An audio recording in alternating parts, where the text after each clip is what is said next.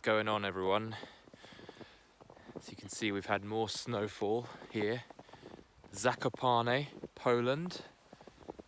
Thought I'd do a video on, because I had some questions from some of you over the weeks about, why I'm over here and what I'm up to travel-wise, and do I live here or am I on a holiday? Thought I'd give a little rundown on what the deal is with my kind of nomadic travel as succinctly as I can. So I have been basically throughout my youth, I have been traveling around with my family. My dad's he's retired now. He was a diplomat with the Foreign Office in the UK.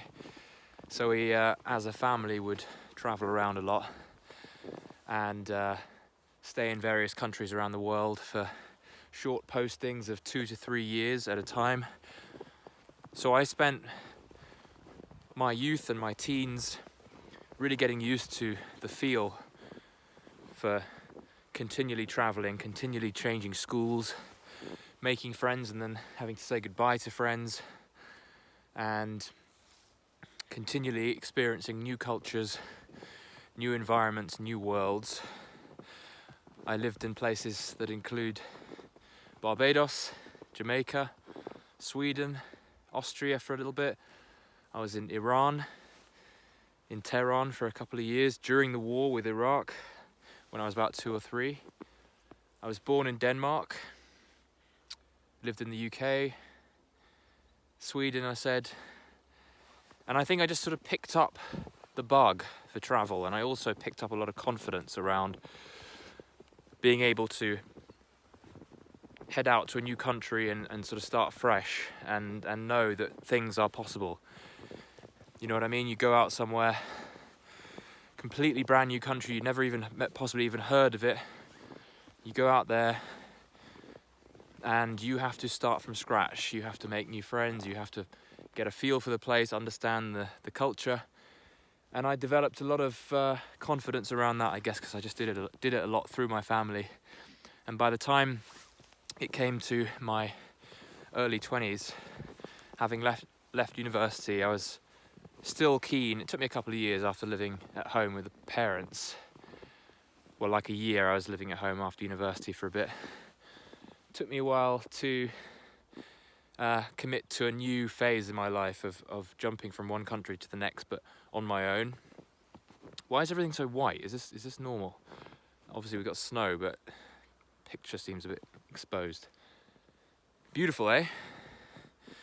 So I got into kind of nomading quite early on. It's a good 15 years ago now, and I haven't spent the last decade plus purely nomading, but I've done a fair amount of it, and I've done a lot of solo travel. It suits my temperament pretty well. I'm pretty good on my own, as you guys can gather. I mean, it's not to say that I'm a complete loner, but I do very well for extended periods on my own. I'm very okay with that. Sometimes I do get a little bit lonely, I guess, but that's part of the price to pay for having the flexibility and the freedom to just be able to pick up sticks and go wherever I want. So there are pros and cons, but just to give you a rundown of where I've been, and then I'll tell you a little bit more about how I've made it work and why I continue doing it. So in my mid-20s, where was the first place I went then? So I did a lot of solo trips that were shorter in my 20s, but then it was like sort of 26, 27 that I decided to go to Japan. I think that was the first major move for me, my first major sort of digital nomad move, where I was committing more of a considerable amount of time somewhere else. Decided to, kind of on a whim, I had a kind of a romantic moment where I thought, wouldn't it be amazing just to live in Tokyo? I think I was watching like Lost in Translation or something, and I got inspired. And I had been interested in Japan for a while, and I had already been to Japan, but I wanted to live there, and I decided just to go within the next couple of months to sell a few things and to leave my apartment and rent it out in the UK and just go and live in Tokyo. I was in a situation work-wise that allowed me to do that. So I was lucky in that regard. I was an illustrator. I had my own illustration design business that I'd built, that I had been working on throughout my 20s, that allowed me to be based anywhere I wanted to be as long as there was an internet connection, and I had my main tools of the trade to allow that to happen, which was my laptop and a Wacom tablet that allows me to draw, sketch illustrations and draw and design on the pad. So I would just take that with me. It was pretty light, and figured out a way to have all my belongings be confined to a couple of bags. Went to Japan. That was like I went on a working holiday visa. Allowed me to stay there for up to a year. I stayed there for about 9 months. Tokyo was an absolutely amazing time. Ate a lot of sushi. Managed to continue my business while I was there, continue working with clients around the world, and allowed me to do that in a different environment, in a magical environment, just being in a completely new world, made new friends, went on new adventures, climbed Mount Fuji, all that kind of stuff. That was an amazing year. And then I would go back, I'd go back home to the UK for a while, maybe like a half year to another year, and then I'd be off again. So I decided the next one was, where did I go after Japan? I think it was Vietnam. Stayed in Ho Chi Minh City for 14 months or so. Another magical experience. I was able to do my illustration work and my coaching, which was a new profession that I took on while I was in Vietnam. I took on coaching other illustrators and designers, and that allowed me also to work in a footloose way, i.e. I was able to, just with the power of the internet, be able to create clients and work with people and have them pay me for my time. And that allowed me to live out there, and visa situation was pretty straightforward. And it was a beautiful place, amazing time, lovely people. Met some really nice girls out there. Climate was a bit humid for me, but I left Vietnam with a heavy heart, and absolutely plan on going back there eventually again. Where else did I live? Then I was in Thailand for a couple of years, as many of you know. That's where I started this channel. I was in Bangkok for a couple of years. You can tell I like Asia. There's obviously a lot more of the world to explore, but those were the main big ones that I stayed in for considerable stretches as a sort of digital nomad, and just taking advantage of the fact that I can work pretty much wherever I want, visa permitting and situation permitting. And I'm not telling you all this sort of to brag or anything. It's just to sort of give you an idea of what's possible. Obviously, it's not an easy time to do all this right now, but I was still able to head out of the UK and come here to Poland, because I noticed that Poland was one of the few countries that didn't have a quarantine restriction at the time that I came. So I decided to jump over here and I was actually planning on staying in London for a longer term, but I decided to do a bit more nomading, given that the situation had changed. Lived in Warsaw for a little bit, went down to Krakow, and now here I am in Zakopane, and I plan on doing a lot more jumping around and taking advantage of the ability to travel while working. But the thing is, a lot of people ask me when they hear that I'm in some exotic country, they say, are you there to travel, or are you there for work? And to be honest, it's both. When I go to these places, I tend to stay longer than 3 months. I don't like to just pass through, because the travel can get stressful. There's constant movement, constant things to think about, constant stimulus. You want time to settle. You want time to get to know the place, get to know the people, get to feel comfortable and learn the ins and outs. So I never go for short periods, and I never see it as a holiday. I go, and usually within a day or two, I'm back to work, having just arrived. So I've been working here, for example, but I've also been hiking. I've been seeing the national park. I've been walking into these mountains. I've been skiing. I've been doing everything a local would do. And but from my fresh perspective, I guess you could see it as a kind of holiday. But just stay in Airbnbs and keep the rentals short term so I can get out on quick notice if I need to. And again, pros and cons, you know, you never really get a chance to get to know people properly. But I have got, you know, lots of friends around the world now that I can always return to and say hello to. And really depends on your sort of personality and what you're looking for if you're looking to do something like this. But I really recommend you try incorporating something like this into your life at some point. You know, something that goes beyond a holiday, a vacation in a resort where you don't really get to experience the culture. You know, this is a way of living that really brings together experience and holiday, but also getting to bring in your own work into the picture as well. So you're kind of living like a local would. You're actually working, albeit not, in my case, you know, I'm not working on any kind of local in-person project. I mean, I might take on some local clients as coaching clients perhaps, but I'm not, you know, I'm kind of like a pseudo resident. I'm sort of floating around using the internet to get paid. And this kind of thing can work out very well if you find a way to get paid through the internet, whether it be by selling courses or selling online products, or like I did in the early stages, I actually sold lots of my own designs online. And you can do things like coaching, consulting, and online teaching, and tutoring, and there's so many things opening up.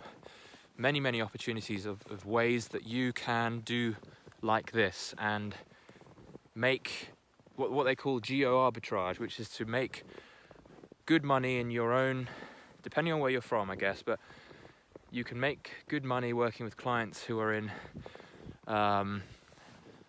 let's say, more well economically developed countries. I don't know if that's politically correct anymore, but you get paid high and you're living in a place that's cheaper, so you can kind of arbitrage and leverage the higher amount of income you're bringing in, and you're not having to pay as much. You know, rent is lower. So for example, I was living in London for, you know, nearly a year up until this point, and it just doesn't work. I mean, it doesn't make any sense given what I could do. I could live in a place like Poland, or even somewhere cheaper like Vietnam, you know, it's like $1,000 a month living expenses, and be paid a considerable amount more via the internet for my work. And therefore I'm able to leverage my income in a much more efficient way because I don't have to put out so much money. So it's a great way of saving, it's a great way of living. And at the same time, you know, you get the benefit of enjoying a new environment, an inspiring world, interesting people around you, you know, great food in many cases, a novel experience, and you also grow as a person because you're kind of thrown into having to really think for yourself and take responsibility. So this video has gone on a bit longer than I thought, but I thought I'd give it justice. And there might be other questions that this brings up. So I think this is quite a nice direction to move in one angle, I suppose, from my channel, is just to sort of reveal a little bit more about what drives me and what I'm doing with my life and what I'm actually experiencing day to day. I want to make sure you guys are seeing some of this, and feel free to, you know, open up and ask questions about anything, so that I can be of service and of value. Maybe one of you guys, or maybe some of you guys, wants to come and visit, and you know, we can do meetups and stuff like that, and maybe I can encourage you guys to do similar things in different countries or whatever. There are possibilities. I'm hearing and seeing people going to various countries as we speak, even during the lockdowns. You know, things are still possible. You just need to keep your eyes and ears open if this kind of thing interests you. But we only live once, guys, you know, and I find it sometimes it surprises me when I look at people that I know who are, you know, not moving from the same place they've been in for many years. And I guess that's, you know, that's their own choice, but sometimes I wonder whether they would experience the same kind of benefits that I get, you know, the joys of travel and learning new things, maybe because they just don't know that it's possible. So I want to make sure, I want to bring awareness to what is possible, and what I've been doing for the last 10-15 years, seeing a lot of the world, gaining a lot from all of these experiences. It drives straight back into my work. It helps inspire me as an artist, and yeah, it can be tricky. I mean, obviously, you know, it's difficult if you're looking to settle and build a family and that kind of stuff. Obviously, this can be a little bit more restricting, but still possible. As you can see, I haven't got a girlfriend at the moment, so that kind of thing certainly helps. Although having a girlfriend, I suppose, wouldn't add too much to the logistics of all of this stuff, depending on what she wants. But obviously, you know, the more solo you can roll, the more freedom and flexibility you are granted. And this is what I enjoy, and this is what I'm willing to work with for the time being. You know, I like being able to meet lots of different people as I go from one place to the next. So I've got that, you know, I've got that kind of variety of friendship. But I'm also ultimately extremely footloose. You know, I can jump to another city in Poland or Europe, you know, tomorrow if I really wanted to, at short notice, and I can carry my bags on my person and have everything that I own all with me in one unit. And I think there's something to be said about the self-sufficiency aspect of that, and also the sort of security and ability to adapt and, I guess, adapt to sort of the rapidly changing world we're finding in. I guess that's for another video. You know, like what are some of the pros of being footloose and being flexible, and what's happening in the world around us that is actually making that kind of living a lot of there's a lot of common sense around living this way. I find that I have a lot of very little drama going on in my life because I'm so again footloose, and I can see a lot of people who they choose the more settled route and tend to attract various forms of drama that seems rather alien to me at the moment. You know, I just there's a lot of yes, there are little mini stresses that might happen through moving about a lot, but really what I've seen is mostly joy, mostly fun. I'm going to shut up about it for now. If you want to hear more of this kind of stuff, drop me a like smash that like button right now if you want to hear more like this, and do leave a comment down below with just one question that you might have about this, and maybe you want to put in your own 2 cents, and maybe you have your own experiences that you want to share. I'm really interested to hear from you guys and your own experiences as well. So feel free to leave a comment, make sure you're subscribed, and I'll see you soon. Peace.